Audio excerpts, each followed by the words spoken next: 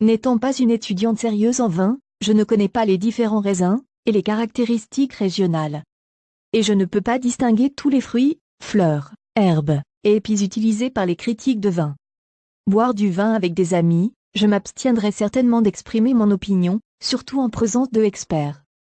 Ce manque d'articulation rend la construction de la mémoire et des connaissances presque impossible. Avec Wintali, j'ai appris qu'on peut parler de vin sans beaucoup de jargon. Par exemple, j'ai dit hier, il s'agit d'un vin rouge millésime récent du sud de France.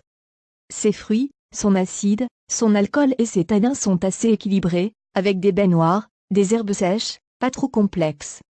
Tandis que le corps est plein, la profondeur de goût est juste ainsi.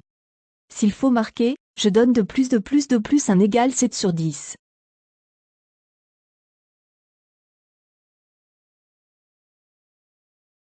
Wintali est un système de notation simple et sensible pour les vins. Il permet à chaque consommateur d'articuler son évaluation et son expérience. Il ne nécessite que des impressions sur 4 aspects d'un vin. Précision, équilibre, complexité, profondeur. Mémorable en anglais ACOM. ABCD. Accuracy. Balance. Complexity. Depth. La précision indique comment le vin répond à toutes vos attentes. Autant que vous sachiez ou que l'on vous ait parlé de ce vin, y a-t-il lieu de contester? Sinon, marquez 2 points. En cas de doute, marquez 1. Si le problème était vide, marquez 0.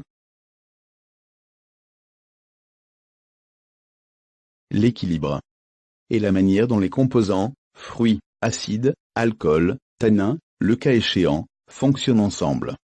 Si parfaitement harmonieux, marquez 3 points. Si tout y est, mais pas tout à fait ensemble, marquez 2 points. Si quelque chose est évidemment trop peu ou trop, marquez 1 point. De toute évidence, aucun point si inacceptable.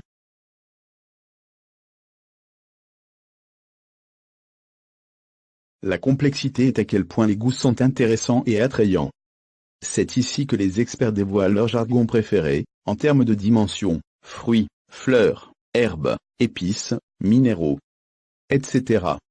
En réalité, il n'y en a pas besoin. En résumé, excellent pour 3 points, bon pour 2 points, ok pour 1 point et médiocre pour rien. Bien sûr, si certains mots descriptifs vous viennent facilement à l'esprit, ils peuvent être utiles comme aide-mémoire. Mais pas besoin d'essayer trop fort. Enfin, la profondeur reflète l'impact sensoriel général, et s'explique mieux par analogie. L'impact d'une blague peut être rire fort, juste un sourire ou rien du tout. De même, marquez 2 points si le vin fait impression remarquable, 1 point si agréable et 0 si oubliable. Notez que poids et densité n'impliquent pas nécessairement la profondeur. De nombreux vins délicats et élégants ont un impact impressionnant. C'est ainsi que j'ai appris à évaluer les vins, non pas pour les noter, mais pour les classer par leur rapport qualité-prix. Pour moi, les vins bon marché de 6 à 7 points sont parfaits pour les repas de tous les jours. Les vins 8 à 9 points valent la peine de dépenser plus. De toute évidence, les vins 10 points abordables sont rares, mais pas impossibles. Sachez que ce ne sont pas des vins parfaits, soi-disant des vins à 100 points, mais excellents pour tous les aspects A, B, C et D. Pour des références couvrant toutes les catégories, il existe des centaines d'exemples sur les pages de Wintali sur Instagram et Facebook.